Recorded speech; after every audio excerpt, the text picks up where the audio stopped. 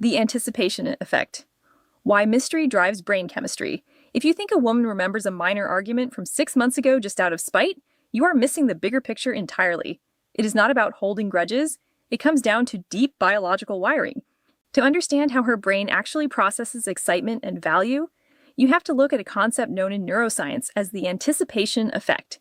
Here's what most people get completely wrong. We assume that receiving a gift, going on the date, or arriving at the vacation destination is where the ultimate pleasure lives. But brain scans reveal a totally different story. A woman's brain actually experiences a much higher surge of dopamine, the chemical responsible for motivation, excitement, and desire, during the waiting phase than at the moment of reward itself. The buildup is where the biological high happens. Think about how this plays out in real life. Notice how she can spend weeks planning a vacation, scouring reviews, building itineraries, picking out outfits, and counting down the days, and seem almost more energized during the planning phase than on the trip itself. That is her brain being continuously flooded with dopamine. The same exact mechanism dictates modern dating dynamics. In the early stages of a relationship, those spaces between messages, the wondering when you'll meet next, and the lingering tension before a date, create a powerful neurological engine. The magic isn't just the date itself, it's the mental space filled with expectation. When a relationship falls into total predictability, where every weekend is identical, every text is scheduled, and every outcome is known in advance, the dopamine hit completely flatlines. It isn't that she falls out of love, it's that the neurological spark-driving attraction has turned off. Maintaining a sense of mystery, shaking up routines, and leaving room for healthy expectation isn't about playing manipulative mind games. It's simply working with her brain chemistry, instead of fighting against it. Repetition and the illusory truth, how the mind converts fake ideas into fact. Ever wonder why ridiculous social standards or toxic cultural narratives get so deeply embedded in someone's mind, even when they make zero logical sense? This happens through a psychological phenomenon called the illusory truth effect. Put simply, when the brain hears a statement repeated frequently enough, it stops evaluating whether the statement is true and simply converts that sense of familiarity into perceived fact. This isn't a design flaw, it's an evolutionary survival tool. Thousands of years ago, if everyone in your tribe repeatedly warned you, do not go near that dark cave, you didn't need to walk inside, fight a bear, and double-check the claim. The human brain survived by using repetition as a shortcut for safety. If a message was repeated over and over by the group, internalizing it as absolute truth kept you alive. Pattern recognition through repetition was literally a life-saving mechanism. Fast forward to the modern world, and that exact same evolutionary mechanism is getting weaponized by constant noise. When a woman is exposed to non-stop repeated messages, whether it's impossible beauty standards on social media feeds, constant media tropes about how women should act, or persistent negative self-talk like, "You're too emotional," or "You're not capable enough," her brain begins to process those repeated inputs as unshakable facts. Even if a statement is objectively false, sheer repetition builds neural pathways that make it feel true. However, understanding this mechanism reveals a massive advantage. The illusory truth effect works both ways. The brain physically restructures its neural pathways based on consistent input.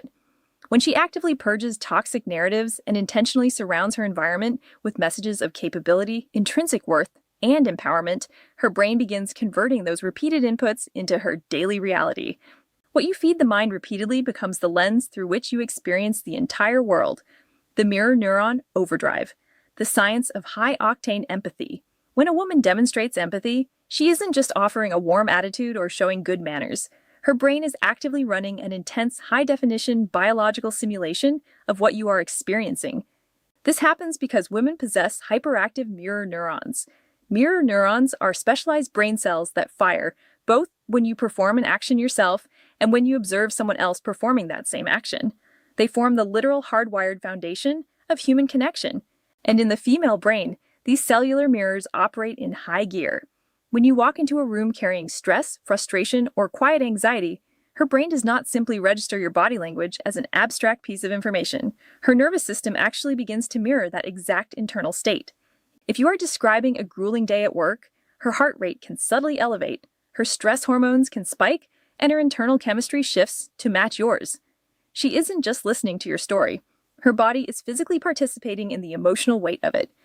This biological resonance is the exact mechanism behind deep emotional intimacy, instantaneous rapport, and those effortless connections where you feel completely understood without having to explain every detail. However, there is a heavy biological tax that comes with running such a high-capacity empathetic engine. Living with ultra-sensitive mirror neurons means she isn't just navigating her own emotional world. She is constantly automatically absorbing the emotional energy of everyone around her.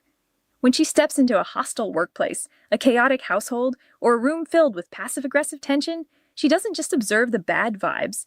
Her body absorbs them like a sponge. This is precisely why toxic, high-drama environments drain a woman's energy so rapidly and completely. This neural mirroring also explains why she often needs quiet, uninterrupted solitude after long social gatherings or intense conversations. It has nothing to do with being distant, moody, or antisocial. Her brain simply requires a clean slate to detach from everyone else's emotional frequencies and reset her own nervous system back to baseline. Recognizing this reality transforms how you understand her reactions. Her need for space isn't a withdrawal from you, but a vital biological reset. Reactance and autonomy, the instinctive pushback against control. If you want to make an idea, a place, or an action instantly irresistible to a woman, tell her she isn't allowed to do it. The moment a boundary, restriction, or outright ban is imposed, the forbidden option suddenly becomes 10 times more appealing. This isn't irrational rebelliousness, pettiness, or drama. It is a deeply ingrained behavioral trigger known in psychology as psychological reactance, an immediate subconscious defense mechanism activated whenever an individual senses an arbitrary threat to their personal freedom. When any human feels their choices being restricted or their agency being squeezed, the brain immediately tags that loss of control as a direct threat. To regain control, the brain automatically elevates the perceived value of whatever was forbidden. But in women, this reactance response carries an added layer of psychological intensity. Throughout history, women have faced continuous societal, cultural, and institutional restrictions, endless variations of "you can't do that," "that isn't appropriate," or "that isn't your place." Because of this long backdrop of systemic control, attempts to dictate, restrict, or forbid her choices don't just trigger mild annoyance. They ignite a fierce protective pushback to defend her basic autonomy. This dynamic shows up everywhere, from casual dating to corporate leadership. The instant a partner tries to exercise control, demanding who she can see, what she should wear, or how she should spend her time, an immediate wall goes up. Even if she might have independently agreed with the suggestion on her own terms, forcing it upon her completely ruins the option, because accepting a mandate feels like surrendering her personal agency. If your goal is to build genuine influence, loyalty, and effortless cooperation, authoritative commands will backfire every single time. Dictating terms activates her psychological defense systems and invites resistance. True collaboration happens when you replace demands with genuine invitations, collaborative discussions, and mutual respect. When her fundamental right to choose is fully honored, her brain shifts out of defensive pushback mode and opens up to authentic alignment. Emotional memory, why the past stays vividly alive. If you have ever been stunned by a woman recalling an offhand remark, an exact sequence of events, or a subtle shift in your voice from months or even years ago, while you can barely remember what you had for lunch last Tuesday, you are witnessing a fundamental difference in how brains encode memories. It is easy to assume that bringing up past events is a deliberate strategy to win an argument or hold a grudge. But the truth is far simpler and much more grounded in biology. Her brain forms memories through deep emotional tagging. When an experience carries a strong emotional charge, whether it is a moment of deep appreciation, a sudden surprise, or a sharp wave of hurt, the female brain attaches powerful neurochemical markers to that event. Think of it as saving a file with an urgent, high-priority tag. The brain doesn't just store the abstract concept of what happened, it records the entire multisensory landscape. The exact words spoken, the specific tone of voice, the facial expressions, the room lighting, and the precise feelings felt at that instant all get locked into long-term storage in high definition. This hyper-detailed memory system was vital for evolutionary survival. Historically, women were responsible for maintaining complex social dynamics, navigating community structures, and identifying potential threats to the group safety. Remembering who was trustworthy, which situations led to conflict, and how specific social interactions played out was not a casual hobby. It was a survival necessity. A detailed emotional memory allowed her ancestors to read subtle social cues and protect their families from hidden dangers long before those threats became obvious. In modern relationships, this biological reality creates a frequent source of misunderstanding. Neutral low emotion details, like where she set her keys 5 minutes ago, might slip her mind entirely because they lacked an emotional tag. but a conversation packed with emotional weight remains immediately accessible, like opening a folder on a desktop. When she references a past conversation, she isn't hunting for ammunition to punish you.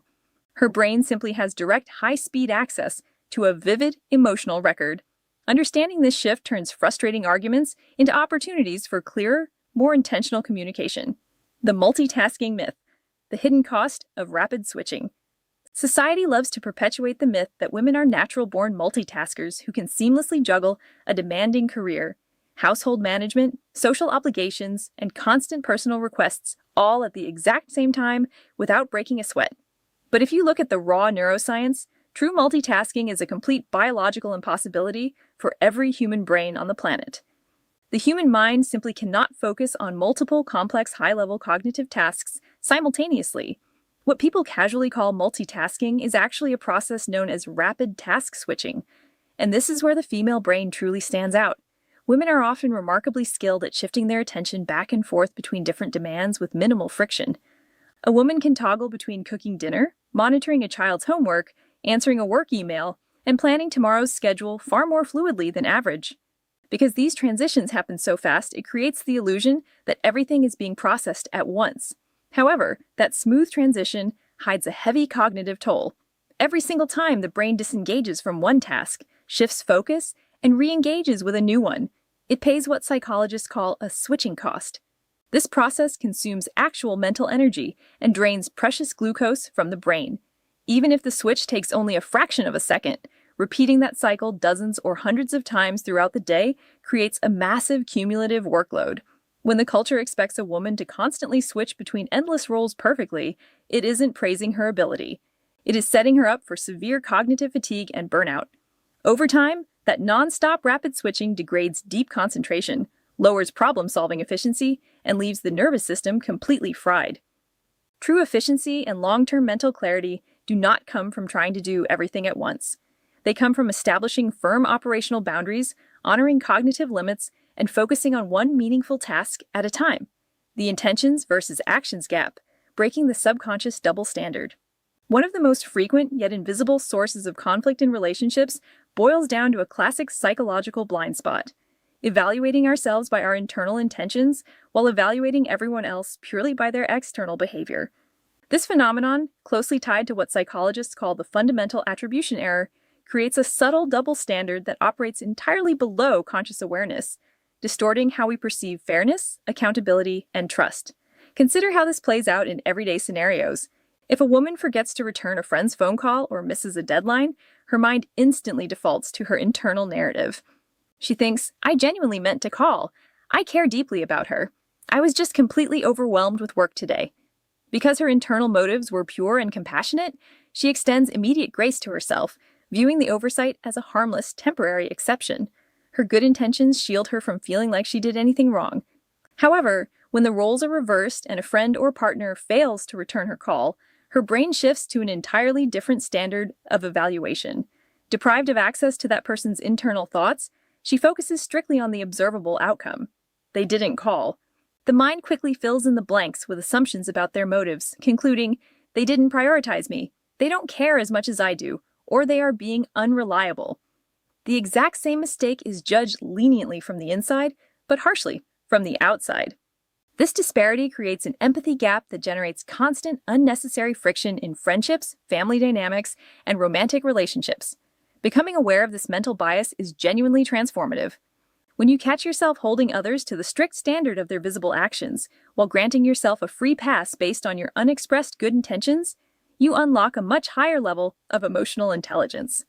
Aligning those standards, judging others with the same grace you give yourself, and holding yourself to the same accountability you expect from others instantly resolves petty misunderstandings and creates grounded, authentic communication. The foot in the door dynamic, escaping the pressure of forced consistency. From an early age, women are heavily socialized to prioritize helpfulness, maintain social harmony, and be accommodating to those around them. While these pro-social traits foster strong communities, they also leave women uniquely vulnerable to a classic persuasion tactic known in behavioral psychology as the foot in the door technique. This strategy relies on a simple psychological trap: getting someone to agree to a tiny, almost effortless request first, which dramatically increases the likelihood that they will agree to a much larger, far more demanding request shortly after. The magic of this technique lies in our deep psychological drive for self-consistency. Human beings hate feeling hypocritical or contradictory. When a woman says yes to a minor favor, like holding someone's spot in line, answering a quick survey, or taking on a small 5-minute task, her brain registers that choice as part of her identity. I am a helpful, generous, cooperative person. Once that identity is established, a second, much bigger request is introduced. Even if that larger request crosses a boundary or eats up valuable time, refusing it creates an uncomfortable internal clash with her newly affirmed helpful identity. Because social conditioning makes saying no feel uncomfortable or rude, women often find themselves trapped in a chain reaction of unwanted commitments. They end up agreeing to major favors, extra work shifts, or personal sacrifices, not because they actually want to help, but because the psychological pressure to remain consistent with that initial small yes feels overwhelming. It becomes a quiet pipeline from simple politeness to complete boundary erosion. Breaking free from this trap starts with recognizing the psychological mechanism behind it. Saying yes to a small favor creates zero moral or legal obligation to agree to anything else down the line. An initial small agreement was just that, a single choice for a single context. Realizing that you are fully empowered to draw the line, change your mind, and say a firm no to larger demands protects your energy, enforces healthy boundaries, and keeps your choices truly voluntary rather than subtly manipulated. Nonverbal eye contact, the power and danger of the gaze. Eye contact is one of the most immediate, powerful tools in human psychology, acting as a direct bridge between two nervous systems. When you lock eyes with a woman in a meaningful, open way, her brain triggers a release of oxytocin, often referred to as the bonding chemical. Because women are generally attuned to subtle, nonverbal cues, genuine eye contact communicates presence, emotional safety, and respect far faster than words ever could. In a world full of digital distractions, holding focused visual attention signals, you have my undivided presence right now, instantly laying the groundwork for trust and deep emotional connection. However, eye contact operates on a fine line, and context changes everything. Eye contact without warmth, emotional nuance, or natural breaks does not build intimacy. It triggers an alarm. Prolonged, unblinking, or overly intense eye contact flips the brain's amygdala directly into threat detection mode. Instead of feeling seen and valued, her nervous system reads that rigid gaze as aggressive, invasive, or predatory. From an evolutionary perspective, assessing whether someone's gaze meant friendly connection or impending danger was a matter of life and death, making women highly sensitive to these subtle distinctions. Mastering nonverbal connection means understanding that eye contact should feel like a natural conversation, not a staring contest. Effective eye contact flows in rhythms, holding focus during meaningful points to demonstrate genuine presence, and then naturally breaking away to give the interaction breathing room. Alternating naturally between focused gaze and relaxed breaks maintains emotional closeness, while keeping her nervous system completely comfortable and safe. The authority trap, overcoming automated compliance. From early childhood, social conditioning across many cultures instills a powerful message in young girls. Be agreeable, don't make waves, respect authority, and prioritize group harmony above all else. Parents, schools, and cultural narratives frequently reward girls for being cooperative and compliant while penalizing them for being assertive or outspoken. Over time, this conditioning runs so deep that agreeing with authority figures stops being a conscious choice and becomes an automated default setting. This creates severe internal friction when a woman finds herself in a situation where she fundamentally disagrees with an authority figure, whether that is a boss, a medical professional, a partner, or a senior leader. Even when every instinct inside her signals that something is wrong, unfair, or incorrect, the deep-seated pressure to avoid conflict triggers intense anxiety. The urge to stay polite and compliant often overrides her own judgment, leading her to nod along, stay quiet, or give consent to decisions that contradict her values, boundaries, or physical well-being. The danger of this automated compliance ranges from career stagnation to actual physical harm. In workplace settings, staying quiet deprives organizations of vital insights and keeps women from stepping into authentic leadership. In medical or personal safety settings, deferring blindly to authority can lead to ignored symptoms or dangerous situations, simply because challenging power feels socially taboo. Breaking free from the authority trap requires building the habit of a conscious pause. Whenever you feel yourself about to automatically nod, agree, or comply with someone in power, pause and ask yourself a crucial question. Am I agreeing because I genuinely believe this is right, or am I complying out of habit and fear of conflict? Disrupting that automatic reaction creates the space needed to honor your own intuition, Speak your truth and replace passive compliance with calm, self-assured confidence. Sunk cost emotional investment, breaking free from past traps. One of the most destructive psychological traps a woman can face in her personal and professional life is the sunk cost fallacy. This cognitive bias tricks the brain into making future decisions based on resources that have already been spent and can never be recovered. When a woman invests years of time, emotional vulnerability, deep care, and mental energy into a relationship, a career path, or a long-term commitment, her brain builds a powerful narrative. I have already sacrificed so much for this, so giving up now means all of that investment was completely wasted. This false logic creates an emotional cage. Instead of evaluating whether a relationship or situation is actually healthy, fulfilling, or viable today, the mind gets hooked on trying to justify the sacrifices made yesterday. You see this unfold all the time. Staying in an unfulfilling or toxic partnership because we've been together for 5 years, or pouring energy into a dead-end project because I've already sacrificed so much of my youth for it.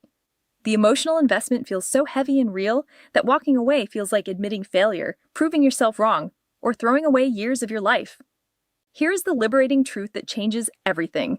Sunk costs are already gone. The time you spent is gone. The energy you poured out is gone. You cannot buy back yesterday by sacrificing tomorrow. The only question that actually matters for your life is, what is the absolute best decision for my future starting right now? Staying in a situation that drains your vitality doesn't rescue your past investment. It simply guarantees that you will burn even more of your future assets. Walking away isn't quitting, and it certainly isn't failing. It is a sharp, courageous act of self-respect that stops further losses and frees up your energy for what actually yields a return.